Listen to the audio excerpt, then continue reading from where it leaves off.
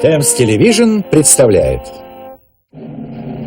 Yes, it's the Benny Hill Show. And here he is, Benny Hill. Oh, married life with a beautiful wife is many a man's proud boast. But I say, why burn the house down just 'cause you fancy toast? When Jake's son was born, his wife said, I must warn you, he'll learn manners from me, not from you. He'll say, Mommy dear, I want to whisper, not I'm breaking my neck for the loo. One night a young cock ran out of his cot. He said, I want to whisper, Daddy dear. And poor tired Jake, who was hardly awake, said, well, whisper in Daddy's ear. Oh, married life with a kids and a wife. Everywhere you look, there's a nappy. Why make one woman miserable when you can make so many so happy? Mary said for a mink she would do anything, so I took her to the furry Saturday. The man said, I'll need 2 days to clear your check. Oh, you cannot take the fur coat away. I went back on Monday. He said, it's not funny. The check of yours is worthless, my friend. You've been wasting my time. I said, yours, but not mine, because I've had a smashing weekend. Oh, married life with a possessive wife makes you feel like a fish on a hook. And when you can't join a library, why should you buy a book? Now, one day I fell and I married Nell. I learned a lot about marriage since then. If you want to keep her happy, you must buy her a mirror. She'll look in it again and again. And if she's beautiful, she'll think how lucky you are to have such a beautiful wife.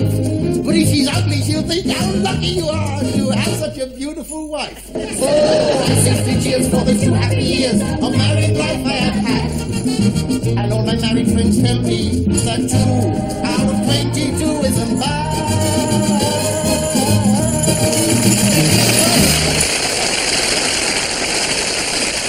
Right. Let's see what impression London has made on our visitors from across the Irish Channel. The Carpenter Brothers, Tenon and Mortis. Yeah. God bless you all, that's what I say. I tell you, what was the first thing you bought when you arrived here? Toupees. Oh, you hardly needed one. I did, I was starving.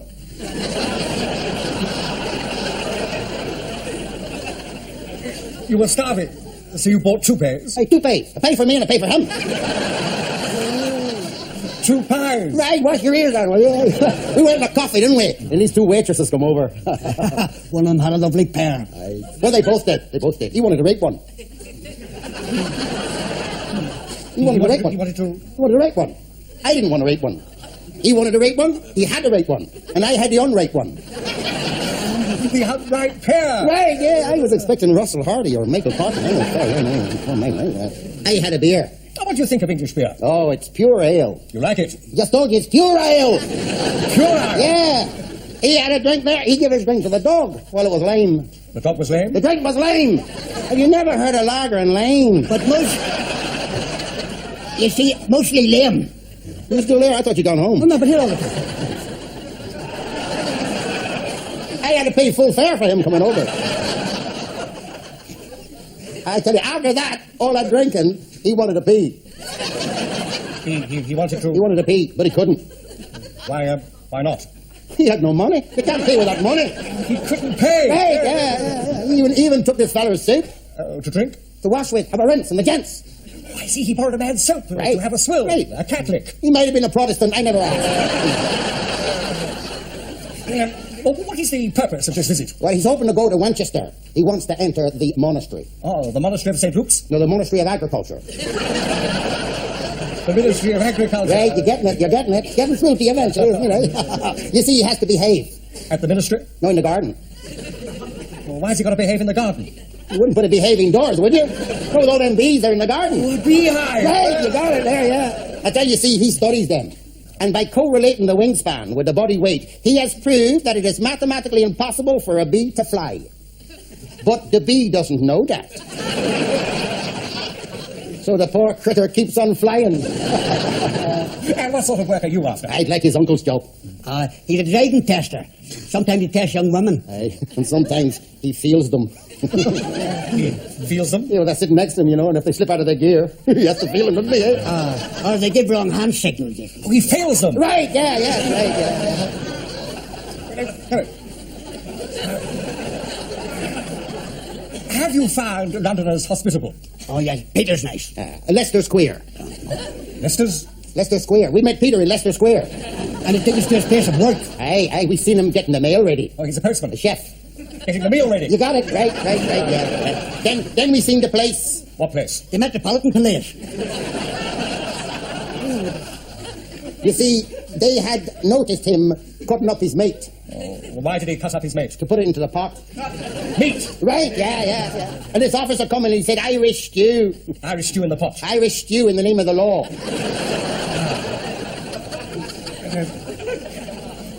Why was he arresting him? Well, you see, they had found his bacon hot in the pot. His bacon hot? His bacon hot. The hot he wears when he goes bacon on his back. He found his cycling hat in the... In the port. Fried pork? High port. Hyde Park. In the boat in the lake. Ah, the leaking boot. Not the leaking boat, the boat in the lake. Ooh, the floating lake. Right, you see, they had seen the wetness. The wetness of the hat. No, the witness for the prosecution. Where was he when brains was given out? Getting a second hand from his mouth. Look, mister. You see, the farmer had left his tools. It wasn't a farmer, John, but the gardener left his tools in his wheelbarrow. We've got nothing there. No, you see, the thing is, and they said that Peter's wife had taken a speedometer. A speedometer on a wheelbarrow? Not a speedometer, the speedometer. Who a spade home with her? Right! Oh, open the gates, I'll send him up in a minute. And she was charged by the police in the Valley. In the belly? In the Valley. Yeah, in the old belly. Oh, the Old Bailey. Right, yeah. Oh, what happened? She got 9 months jail, suspended for 2 years, owing to... Due to extenuate...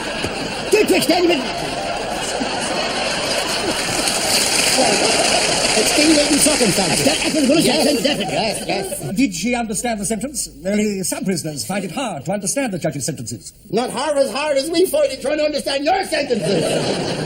Are you going to explore further into England?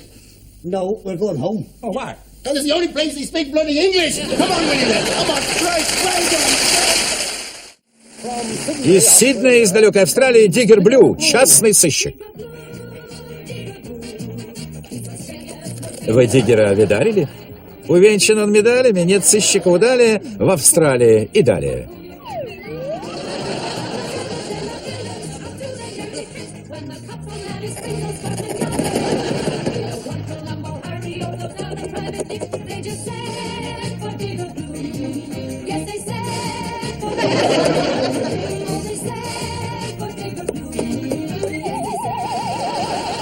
Лондон.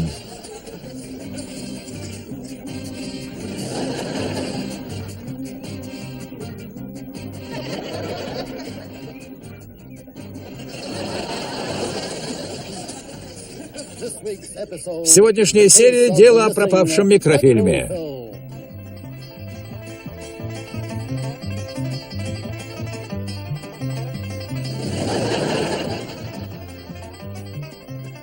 На этой неделе романтическая мелодрама. Сводите в кино любимого, самого себя.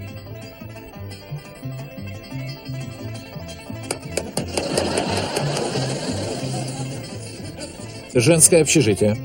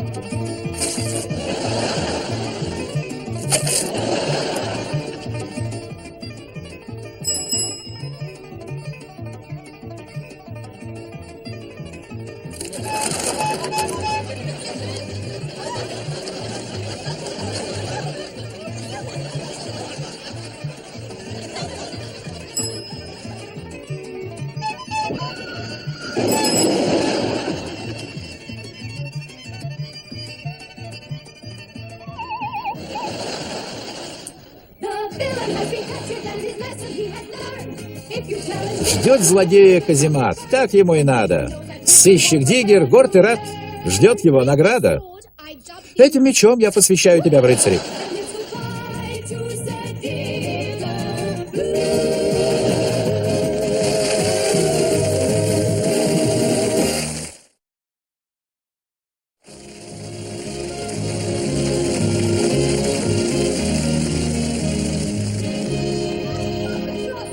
Ты эгоист. Крошка, не капризничай. Сладкая моя. Я тебе не сладкая, а ты ни рыба, ни мясо. Обслуживание. Мадам, я принес завтрак. Поднялся все-таки. Я в душе.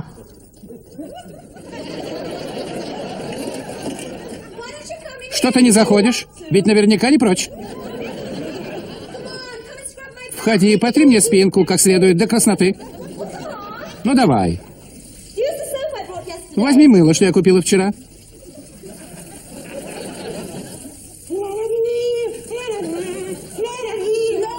Ниже, милый, ниже. Мне мыло попало в глаза, ничего не вижу. Налей мне чашечку кофе, дорогой. Мадам? Где моя сладкая? Где моя медовая булочка? Мне в постели скучно без сладенькой.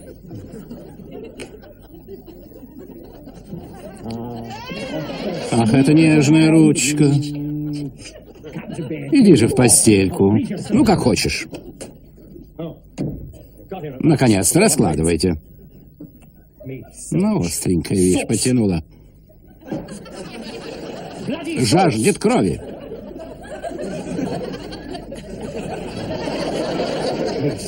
Я же не рыба, не мясо.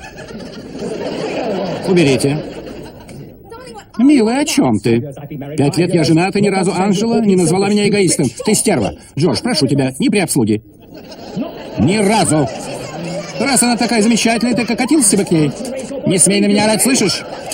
Из-за тебя я заставила страдать Чарльза и детей. Как же, как же. Не выдумывай. Ты сама все решила, я ни при чем. Скот! Грязная скотина!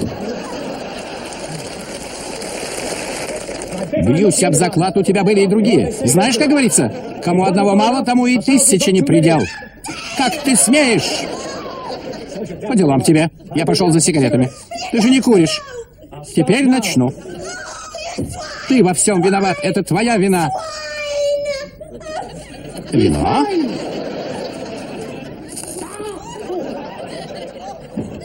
В каком я виде? Пардон, мадемуазель. Вы говорите по-английски? У меня есть большой красный карандаш. Наш учитель пишет выражение на доске. Да, я хочу добавки. Вот как. Чарльз, значит, поехал на выходные к маме. Шлюха. Чарльз, прошу тебя, ты не понимаешь. Получше не могла найти? Что у него есть такого, чего нет у меня? У меня есть большой красный карандаш. Ты спал с моей женой? Да, я хочу добавки. Что? Чарльз, свинья, скотина. Получай, раз ты его хочешь. Оставайся с ним и не вздумай только возвращаться в мой дом. О, мадемуазель. Скотина, что ты сделал? Получай. Хватит, Джордж, прекрати немедленно. Искусство обогащает жизнь. Джордж, что это значит? Ты ведь ехал на конференцию, а я застаю тебя с женщиной. Джордж, значит, ты... Это не мой номер. Я проходил мимо, увидел, как негодяй избивает жену, и вмешался. Как, вам не стыдно? Что вы можете сказать в свое оправдание? Я не люблю яйца в смятку. Это не оправдание. Он ваш муж? Да. Просто он немного ревнив. Идем, Джордж. О, ля-ля, мадемуазель. О, мадемуазель, закройте дверь. Гастон. Жанин, что вы затеяли с моим мужем? Ваш муж, вот и присматривайте за ним, он псих. Ну, Жанин.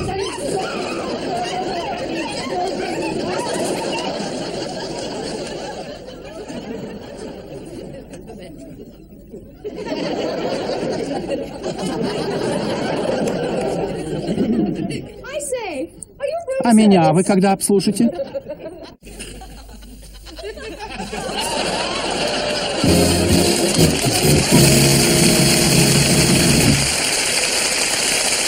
Good evening. I'm speaking to you from the famous studios of Thames Television, where for every artist appearing in front of the camera, there are 4 highly skilled technicians working to keep him there. Now, in this hive of industry, they're working round the clock, night and day, non-stop. So I hope they won't be too cross with me if I interrupt this frantic activity to speak with the man who's been in charge of them since the studios came into being, Mr. Fred Scuttle. Good evening, sir. Good evening, George. Here we are, mate. I didn't know. I was so busy working, you see. Mr. Scuttle, tell me, you must have worked on an awful lot of programs. I've worked on a lot of awful programs. Well, we've had them all here, you know. Sir. All the stars have been here. Sir. Oh, we've had... Give me the true love, give me girl, leave the rest to me. Yeah, we've had him, Magnus Pike. And I'll tell you what we've had. We've had, ladies and gentlemen, I want to tell you a little story. We've had her. Dorothy Squires, yes. Now, how about...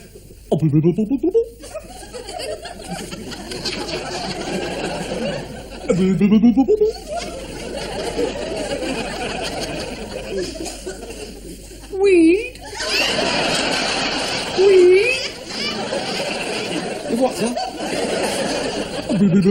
Oh, yeah. No, sir. No, Prime Minister's never been here. How about Max Bygraves? Oh, how about Max Bygrave? Oh, I've got you Max Bygrave, sir. And Anthony Bygrave, yeah. I work with the father and the son. I'm just waiting for the Holy Ghost now.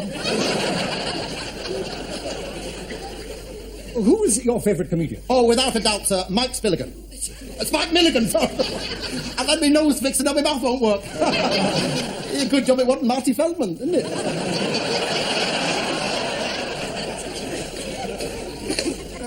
Who decides what you watch in your house? My wife's mother, ugly enough, sir. I'll tell you, when Bernard Manning's on, I can't get away from the set, sir. She sits in front, she won't budge. She keeps thinking someone's going to switch it on. And who would be your favourite actor? I would say, sir, Edward Woodward. Edward Woodward. Don't put one too many, sir. I know how to say it, I just know when to stop, you see. Oh, he's marvellous. He's very professional, you know, sir. Of course, he's got a funny little way, you know. He's got little peccadillos. I've never dressed him, sir. But he's very professional, so I'll tell you how professional he is. The other day, he was doing a play live, and he had to clean his teeth, sir, and some idiot put down a tube of glue instead of toothpaste, sir. He carried on as if nothing had gone wrong at all, sir. He wasn't upset afterwards? No, he hardly ever mentions it, sir. From the thing of it, I don't think he's spoken since. But you see, little things do go wrong. So like, only last week, one of the wardrobe ladies was measuring Larry Grayson's inside leg and forgot she had a fag in her hand. He wouldn't have minded, only he was wearing a kilt at the time, you think, sir? And it singed his sporran. I don't see many young men round here. They're all out doing the location, sir. They're doing our documentary on the North Sea oil. They're up to the North Sea in their armpits, sir. They are, sir, yes. Hanging onto their earphones with one hand and playing out their cables with the other. And they get no extra money for that, you know, sir. Their increments have been frozen? So one of them dropped off, sir. I expect they have their teething troubles. Oh, they do, sir, yeah. Especially when the sand gets in their grub. I suppose you might say, when the sand which is there gets in their sandwiches there.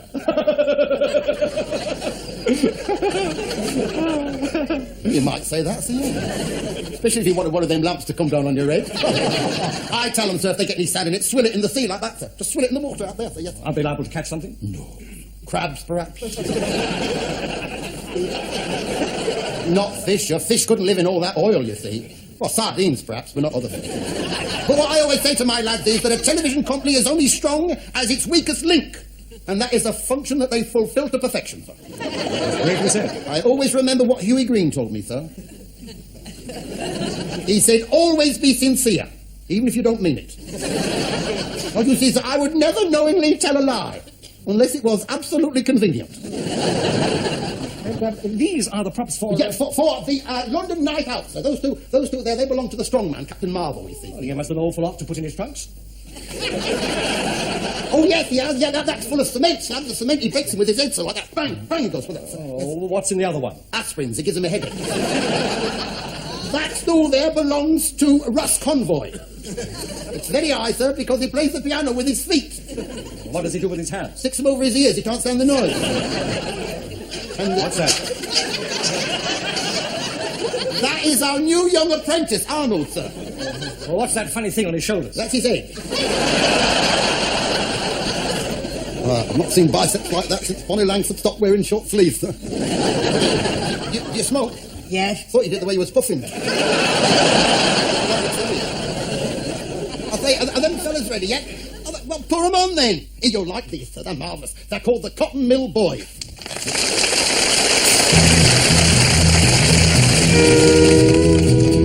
This is a musical story of a train that ran through America between Michigan and Arkansas, and it was called the Orange Blossom Special.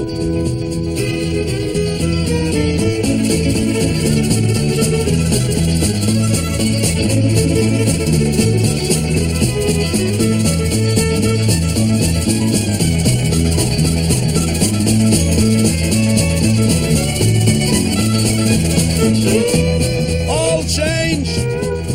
Platform 2! More lugs, fireman.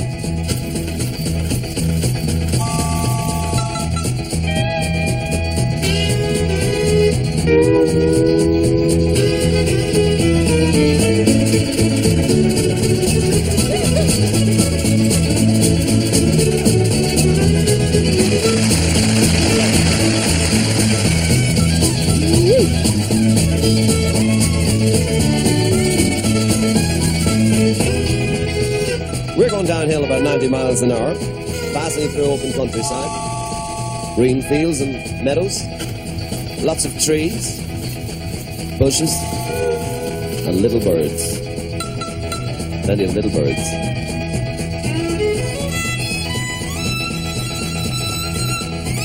Charlie's a bird watcher.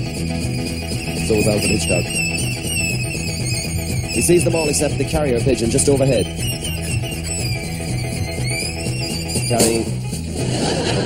Carrying his message, he just dropped it.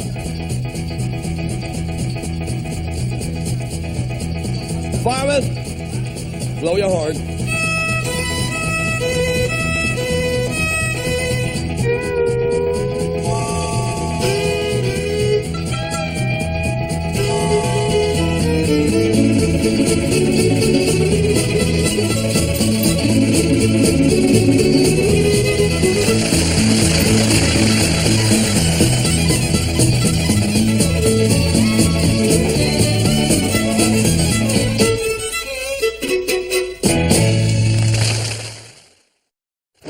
Вдова.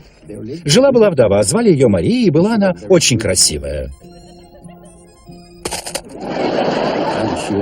И очень богатая. На прокорм жены 17 детей. Спасибо. У нее было 2 жениха. Один Бенни мясник.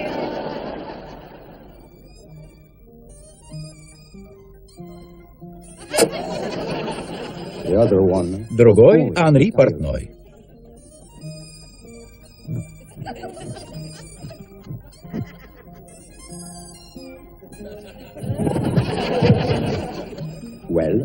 И вот однажды оба решили ее навестить. А когда подошли к дверям...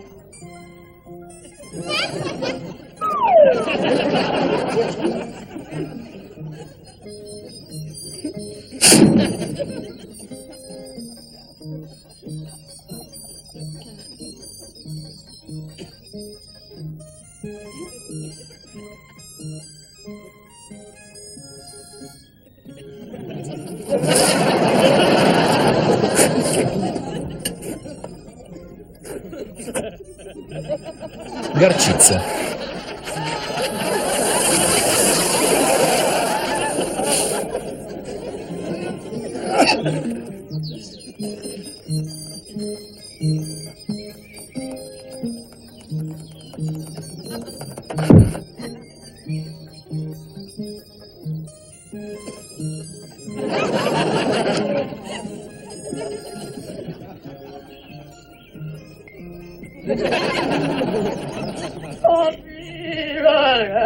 Здесь я, дорогая.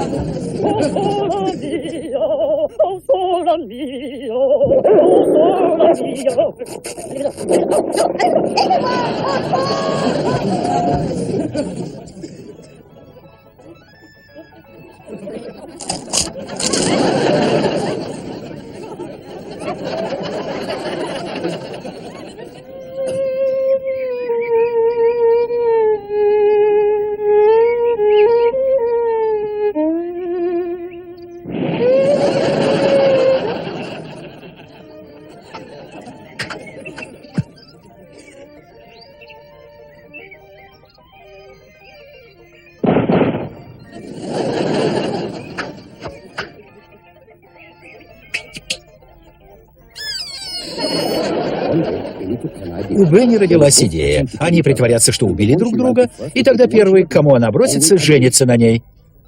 Анри согласился. Мария бежала в комнату. «Мон Дьё!» — вскричала она. «Оба моих жениха мертвы. Теперь я могу выйти замуж за человека, которого люблю. Гастон!» И они жили долго и счастливо.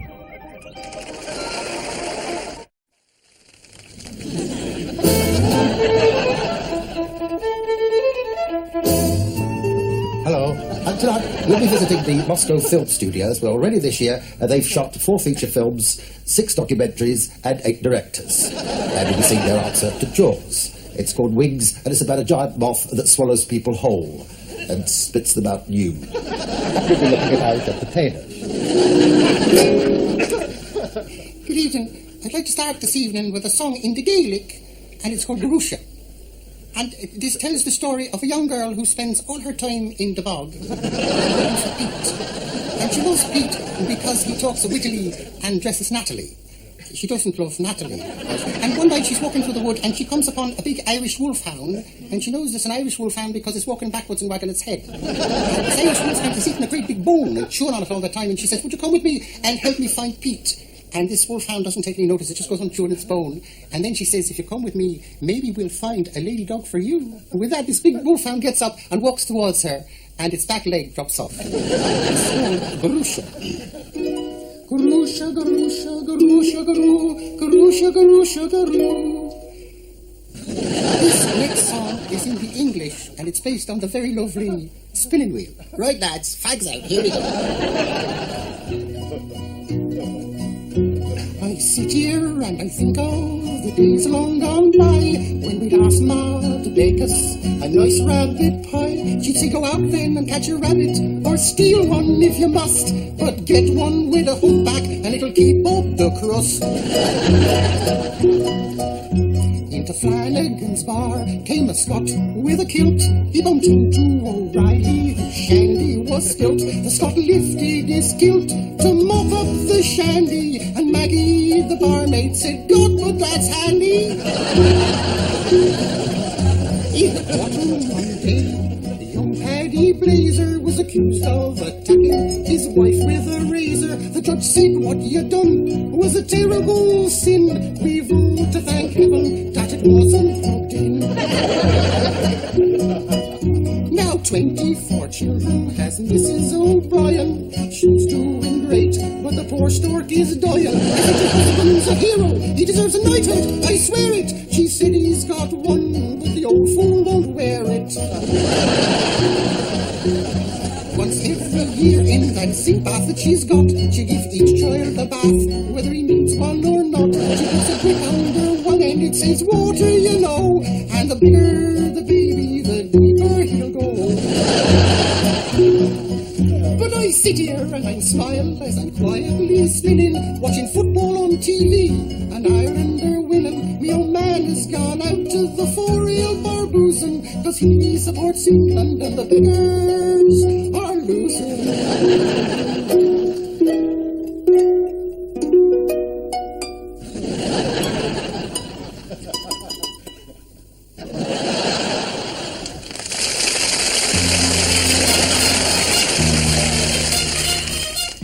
Really, you know, a lot of people ask me, why is it that as I sit here, I am frequently seen brushing my trouser leg? And the answer is because I drink my whiskey diluted with vodka. During the course of the evening, I see the little fellas climbing up my trouser leg, and what I'm doing is brushing them off. And I went to a psychiatrist about it, and I said, I have to keep brushing the little fellas off. And he said, well, there's 3 things I want you to do. One is to relax more. The second thing is to cut down on your drinking. And the third thing is to stop brushing the little parachutes all over me. I know, you know, a little Jewish story about a couple of Jews who were walking down the street. Wait a minute. Yes, leave us alone there. Story about there were 2 Pakistanis walking down the street in Golders Green.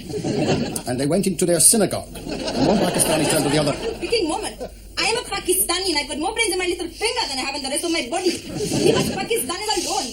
I'll tell a story about my own race.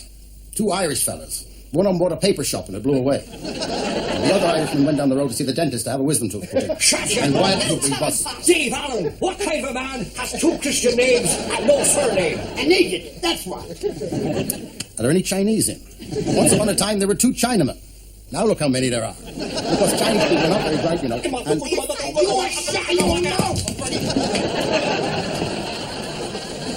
right, I'll tell you a mythical story about a race who don't even exist. I'll tell you a fairy story. Now, there were these 4 fairies. Oh, what if we are, you nasty little man? Why don't you leave us alone? Said we're leaving. My God!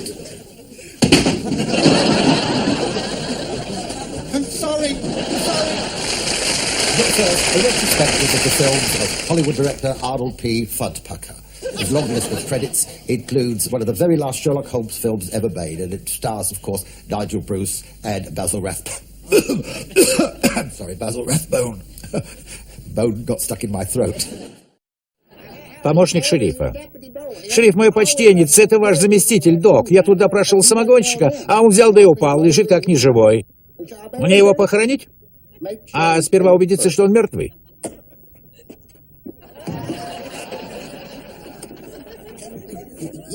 Теперь точно мертвый.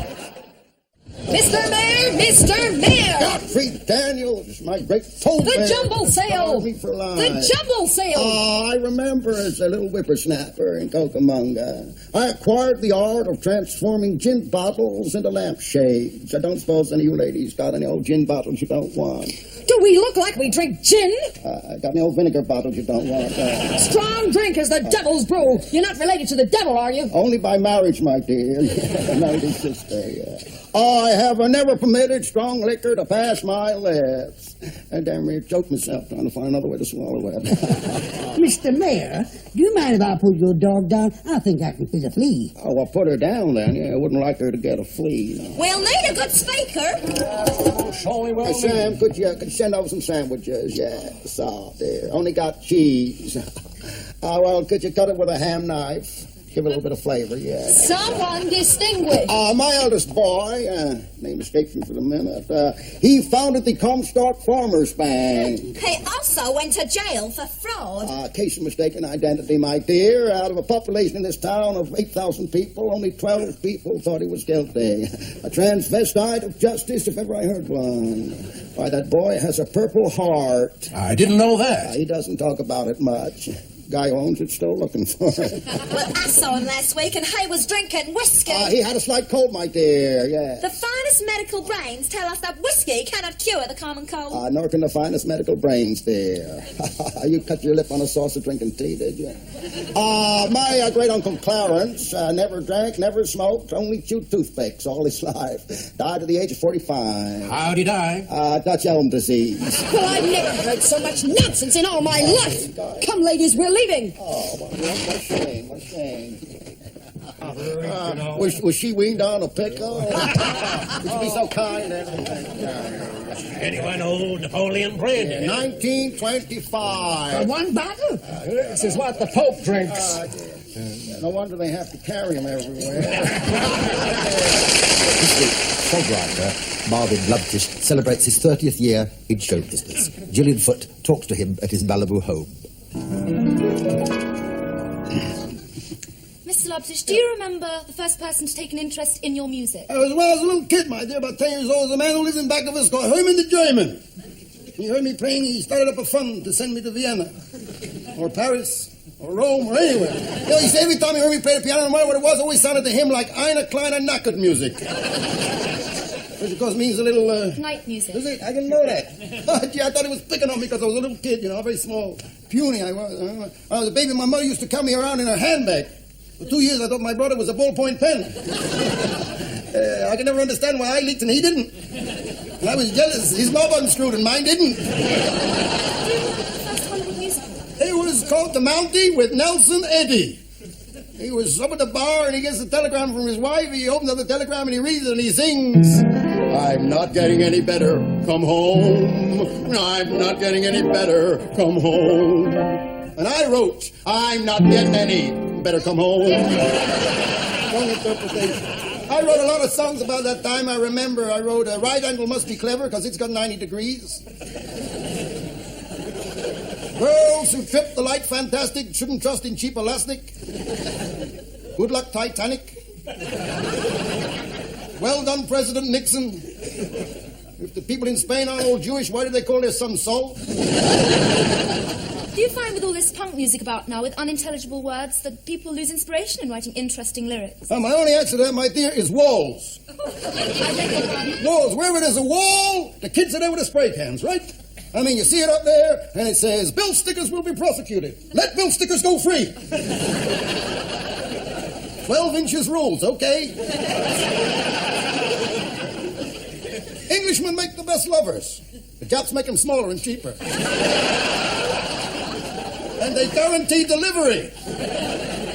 Oh, it's all up there, you know. But I think some of the nicest stuff I've ever read is in Great Britain in some of your wash and brush-ups. Really? Why that? Oh, I don't know. Maybe a matter of convenience, but who can say, really? But I'll tell you, there's a gents in Portsmouth that you ought to see. Oh, you can't, no. But it's beautiful. The poetry there, it rhymes. You know, the meters are beautiful. One or two spelling mistakes, but beautiful. Illustrated, some of them are, too, you know. Very, very nice stuff, you know. Very, very nice stuff. You know, Kilroy was here, but only for the beer. Happy New Year to all our readers. What are you looking up here for, ashamed? And why do you think people find inspiration in a place like that? I don't know. The solitude. The magic of the moment. The feeling of being cut off. The straining after perfection. How can you define the intangerine?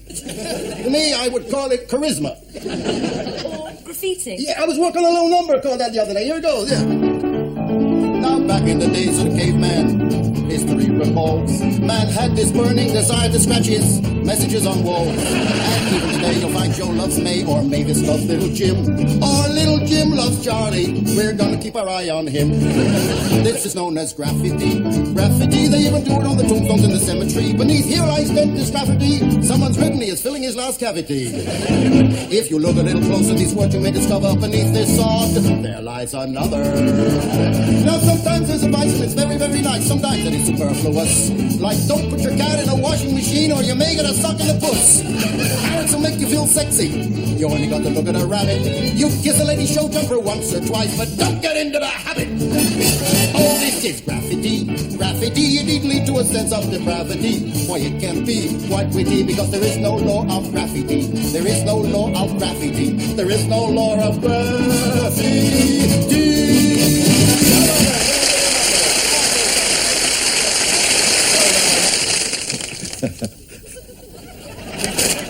Well, I'm sorry, that's all we have time for this evening. Next week, we'll be looking back at the days of the music hall when the noisy patrons used to go along and hiss in the pit, and comparing it with the modern theatre, which doesn't even have a pit for him to hiss in. And we've asked ourselves the question, should the manager give him one of the orchestra stalls? And until then, I'll leave you with this thought.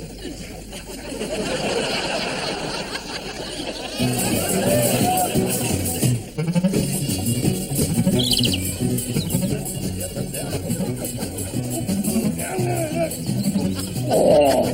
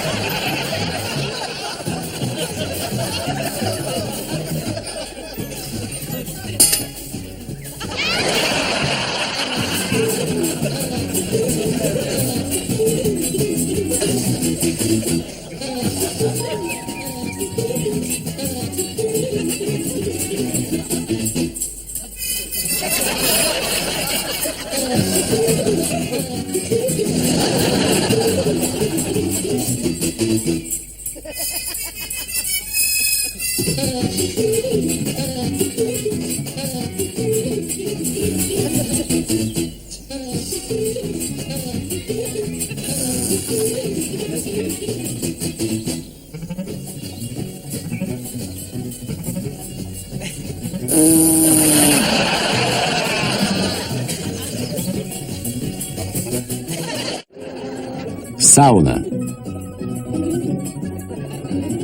Вход воспрещен.